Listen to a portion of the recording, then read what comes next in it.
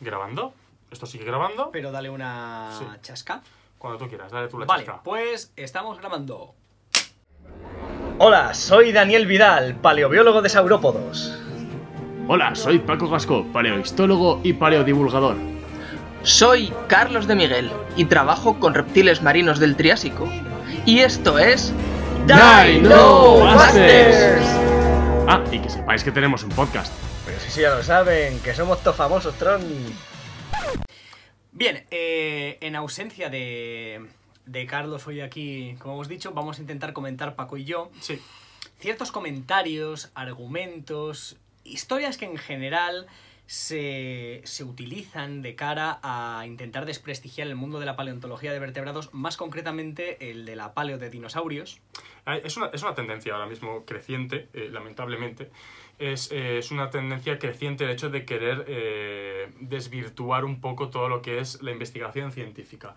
Es como una especie de rebeldía adolescente que está pasando por la que está pasando la sociedad. Además es todo, o sea, es la paleontología, la medicina, antivacunas, los chemtrails. Es como que todo el mundo de repente tiene la necesidad de creer que se le está engañando. Es por el miedo, yo creo, es decir, el miedo a lo que no entiendo, así que cómo reacciono yo pensando que es mentira. Como no entiendo, tiene que ser mentira.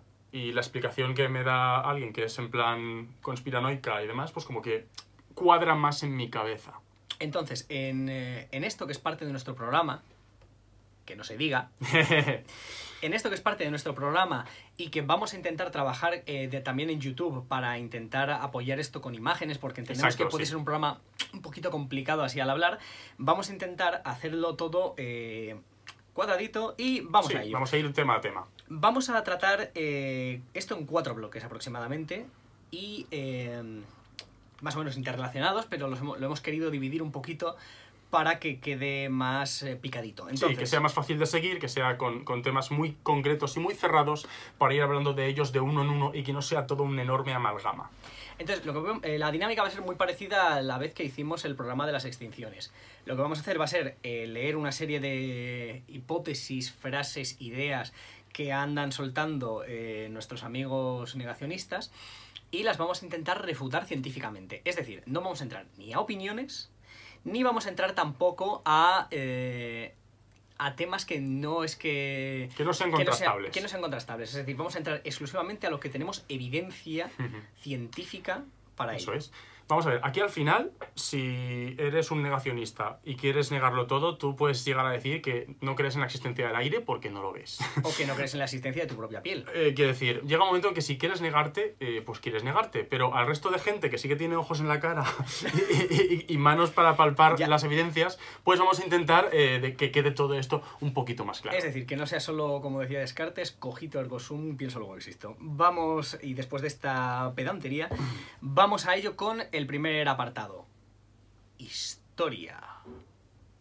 Vale, después de esta tontería, la idea es, esto ya no van a ser tanto argumentos científicos como históricos. Vamos a intentar refutar algunos datos que se han dado históricos para intentar hacer de menos a la ciencia de la paleontología. Datos que se han dado como históricos, cuando en realidad son interpretaciones bastante libres. Por no decir que son inventados. O sea, es mentira. Así que empezamos con ello, rápidamente. Sí. Se ha dicho de Richard Owen, prestigioso... el gran naturalista británico, autor de la palabra del término dinosaurio. Y heredero de Georges Cuvier como gran experto de anatomía comparada, pues se dice que Richard Owen teoriza sobre la existencia de grandes saurios sin que tuviera fósiles para ello. Esto es mentira. Esto es mentira. Vamos a ver, cuando Owen como tal propuso el término dinosaurio... En 1842. No lo hizo pensando en algo infuso, en algo que se estaba imaginando. Lo hizo porque ya había al menos restos de Megalosaurus, que fue el primer dinosaurio que se describió. En 1824. Por parte de Buckland. Teníamos también los restos ya fósiles de Iguanodon. Desde 1825 se vienen hablando de ellos en literatura científica. Exacto, descrito por Mantel. Y luego también tenemos a Ilaeosaurus, el primer dinosaurio acorazado, el primer tireóforo que ya se había encontrado también en Inglaterra por parte de Mantel. Entonces, y también se había descubierto Cetiosaurus, el primer saurópodo. Lo que pasa es que como tiene las vértebras llenas de aire y demás, pues era un bicho raro. Una ballena. Era un bicho raro. El nombre lo dice, el reptil ballena. Entonces, ya había restos cuando él habló de dinosaurios como tal. Basándose en esto, se habla de que cuando se encuentran unos dientes en una cantera en Estados Unidos, unos 12 años o así después, que Joseph Leidy utiliza estos dientes para reconstruir Hadrosaurus solo a partir de los dientes y reconstruir el animal entero. Esto también es falso. Sí. Por dos motivos. Primero, porque Leidy contaba no solo con dientes de Hadrosaurus, que además es un diente muy característico, se puede ver en un documental de dinosaurios de la PBS, en el primer capítulo. No solo tenía eso, el tío tenía parte de la cola, algunas dorsales, costillas, el miembro posterior y el miembro anterior. Eso es así. Es verdad que el montaje esquelético que realizó junto a Waterhouse Hawkins era un pelín feo, Pero vamos a ver. Artísticamente hablando. Waterhouse Hawkins, cuando se le encargó realizar la reconstrucción del esqueleto de este dinosaurio, de Hadrosaurus, ya tenía la experiencia de haber hecho las reconstrucciones artísticas en vida de los dinosaurios del Crystal Palace. Y ahí vamos. Lo que pasa con el Crystal Palace es que eran reconstrucciones basadas en una interpretación de unos dinosaurios mamiferoides, grandes, gordos, a 4 patas. Sí. Y Leidy con lo que se encuentra es con que tiene unos restos fósiles de un bicho que tiene una pata trasera muy larga y una extremidad muy potente, y una extremidad delantera cortita.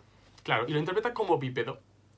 Apoyado en la cola, como un canguro, como después luego cogió Luis Dolo y lo llevó al extremo con sus iguanodon completos de Vernissart. Pero el caso es que Leidy jamás creó una reconstrucción a partir de dientes. Jamás hizo una reconstrucción de un bicho bípedo inventado a partir de un diente. Lo que sí que hizo fue interpretar el cráneo con un aspecto muy parecido al de una iguana, muy parecido. Pero porque tampoco se tenían cráneos entonces. Eso es. Estamos hablando de una reconstrucción histórica que tiene todos los problemas de su momento y que, después de mucha revisión y demás, Claro. Estos fósiles originales de Leidy, por cierto, están expuestos en la Academia Nacional de Ciencias de Filadelfia, en Estados Unidos. Sí, se pueden ver, están colocados en una silueta de cómo sabemos hoy en día que es Hadrosaurus, y verdaderamente uno puede apreciarlo, puede buscar en internet, puede buscar Hadrosaurus foulkii Filadelfia, y va a encontrar todos los huesos que usó Leidy en su descripción expuestos al público, los originales. Vamos con más cositas. Sí, más cositas.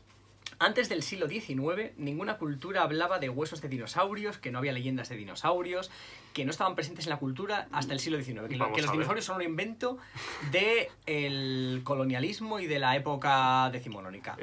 Yo creo que lo que son es un descubrimiento tardío. Hasta que el propio Georges Cuvier, el gran anatomista, considerado padre de la paleontología y el que nosotros llamamos cariñosamente el gran influencer de la paleontología del siglo XVIII, hasta que Georges Cuvier, de repente, estudiando sus restos de proboscideos, de elefantes, de parientes de los elefantes, de la cuenca de París, este hombre se dio cuenta, por primera vez alguien se dio cuenta de que estaba estudiando especies que no correspondían con las que existen hoy en día, y el hombre este fue el primero que habló del concepto de extinción. Hasta ese momento, siempre que se encontraban huesos en el campo, se daba por hecho que debían ser variedades de las faunas que ya conocemos hoy en día. Y este hombre fue el primero que dijo, oye, igual es que se han extinguido especies. Con lo cual es imposible que nadie, ninguna cultura ni ningún pensador antes de este hombre, hablara de animales fósiles desconocidos. No solo eso, sino que se sabe como un hecho de que los huesos, especialmente de los mamíferos del Mioceno, pero también en algunas culturas como la China, huesos de dinosaurios encontrados y expuestos en el desierto del Gobi se han interpretado como criaturas míticas, leyendas de dragones, gigantes y otro tipo de seres sobrenaturales. Es muy probable que estuvieran influenciadas por osamentas fósiles. Claro. Sin ir más lejos, en Portugal, Cabo Espichel, no sé si a alguien le sonará ese yacimiento, es un yacimiento de ignitas, de huellas de dinosaurio, donde hay rastros de telópodo, y se hablan de que son las huellas que dejó la mula, ¿no? La mula, eso es. La mula de la Virgen María. ¿Qué dices? ¿Qué mula tiene este tipo de...? Con la que salió de la zona de Belén cuando... En la huida a Egipto, ¿no? En la huida a Egipto cuando la matanza de Herodes. Es decir, hay se han interpretado históricamente como eso, igual que hay huellas de La Rioja que se han interpretado como huellas del caballo del apóstol Santiago. Exacto, o sea, en realidad el hombre entró en contacto con restos de dinosaurios antes y les dio la interpretación que les dio, pero evidentemente era imposible que hablaran de dinosaurios porque no se habían descubierto científicamente ni estudiado científicamente estos restos y porque se interpretaba todo pues de acuerdo con las especies que conocemos hoy en día, porque no había concepto de extinción. Hay que mencionar una cosa, los fósiles se conocen desde Aristóteles por lo menos. Exacto. Cuando, si no muchísimo de antes, pero realmente hasta el siglo XVII y XVIII no se consigue interpretar estos fósiles no como una roca que se forma pues, por un capricho natural. Sí. Hay muchas Hay rocas muchas pseudofósiles. Sí, y hay muchas interpretaciones súper rocambolescas que van desde considerar los restos del diluvio hasta, por ejemplo, habían interpretaciones de flora fósil que era como que había crecido una semilla dentro de la roca. Mi favorito, ¿sabes cuál es? Mi favorito es sin duda los belemnites. Hombre, por supuesto. Que se llamaban cuerpos de Príapo. ¿Por qué? Pues porque tienen forma de... Si no sabéis quién es Príapo, aquí tenéis una imagen. Creo que queda muy claro que un belemnite y Príapo se pueden relacionar muy fácilmente. Pues eso, la gente sí que encontraba fósiles y sí que trataba de explicarlos con lo que conocían, pero es que nadie se había puesto a estudiar estos animales, estos restos de animales hasta entonces. Vamos con un favorito de la casa. Marsh y Cope. ¡Marsh y Cope! Cope y Marsh. Hay que decir, esta es muy buena porque es absolutamente un despropósito. Marsh y Cope aseguraban haber descubierto 136 géneros de dinosaurios, pero se descubrió luego que solo 32 eran válidos. El resto habían sido falsificados. Vamos a ver. Eso no es así. Evidentemente ellos, cada uno por su lado, y más teniendo en cuenta que estaban teniendo esta rivalidad, esta carrera, iban publicando a toda leche, a toda hostia. En plan, voy a publicar los máximos posibles y da igual que está mal publicado o da igual que esté publicado sobre un registro escaso o lo que sea. De hecho, muchas veces el caso de Apatosaurus y Brontosaurus, aunque ahora sí que se ha visto que puede ser válido, era prácticamente el mismo material y estaban describiéndolo a la vez. O Camarasaurus y O Morosaurus. Camarasaurus y Morosaurus, exacto. Con lo cual, sí, si te pones a juntar las publicaciones que cada uno de ellos había creído hacer, pues sí tenías un número mucho mayor que luego, al reestudiarse con las cosas bien hechas, con cariño y con buena letra, pues se ha visto que eran menos especies. Pero esto es un poco lo que hablábamos antes también en lo de el sesgo que se tiene a la hora de interpretar la diversidad. Eso es. En las noticias lo acabamos de comentar, que evidentemente... Hay veces que interpretamos la diversidad de dinosaurios como mayor de la que era, Claro. porque no sabemos reconocer la variabilidad dentro de una misma especie. Por ejemplo, los seres humanos. Los seres humanos existimos desde... Sin hablar de individuos que tienen problemas como la condroplasia, por ejemplo. No. Hablamos de individuos sanos y absolutamente estándar, digamos. Pues los hay desde medio metro hasta gente que juega en la NBA y mide 2,20 metros. Vamos a ver, ¿vosotros habéis visto los gemelos golpean 2 veces? Ahí está. Pues ya está. Variabilidad intraespecífica. Y los dos son homo sapiens. Los dos, bueno, son dos machos, pero si fueran macho y hembra serían interfecundos sin ningún problema. Entonces, toda esa variabilidad del esqueleto o del exterior que podemos tener entre Arnold Schwarzenegger y Danny DeVito... Todo eso es un poco el abanico de la variabilidad intraespecífica. Eso es. Y cuando encuentras eso en el registro fósil, pues muchas veces los consideras diferentes especies y luego un reestudio pues puede decirte, no, es que justo era variabilidad, o uno era macho y uno era hembra.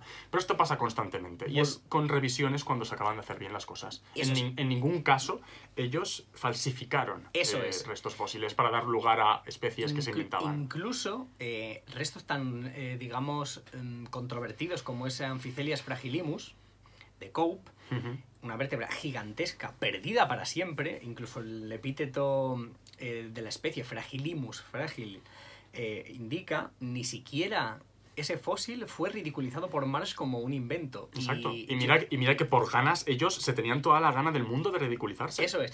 Yo mismo he examinado colecciones de Marsh y de Cope de los dos y son fósiles reales, no hay falsificación alguna. Lo que sí es cierto, y es aquí donde viene... de donde viene... Punto menos para Marsh y punto menos para Cope.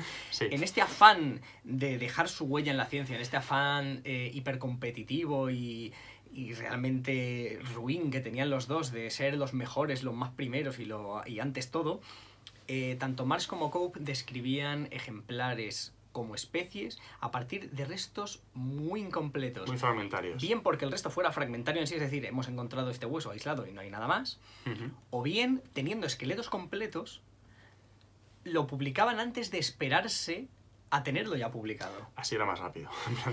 Así le gano al otro. Entonces, En fin. hay que decir que... Son un ejemplo de, para muchas cosas son ejemplos de malas prácticas, pero en ningún momento de los que se les está acusando para eso esto. No, nunca falsificaron No. especies. Jamás Con- falsificaron Con la de fósiles. registro que hay, ¿para qué vas a falsificarlo? Pero sí es verdad que pudieron haber sido víctimas de fraude en su afán. Ah, claro. Pero víctimas, no como el hombre de Piltdown, nunca fueron Claro, claro. instigadores de una. Bueno, pues vamos a dejarlo por aquí en esta parte. Sí, este es el bloque de interpretaciones que se hacen del tema histórico de la paleontología. Que, como veis, no hay ninguna mala fe histórica en la paleontología, simplemente es que pues, se interpreta de este modo, Eso es. buscando un sesgo. Así que, bueno, vamos a dejarlo aquí. Bueno, pues esperamos que os haya gustado esta revisión histórica a estos conceptos Sí, falsos estos que se conceptos venden. falsos que se usan para tratar de decir que lo que hacemos es todo mentira. Y nada, subiremos otro vídeo en el que podéis comprobar otras de estas falsas afirmaciones que se suelen dar para ridiculizar el registro fósil de dinosaurios. Así que atentos. Y leed. Leed mucho. Leed mucho, chicos.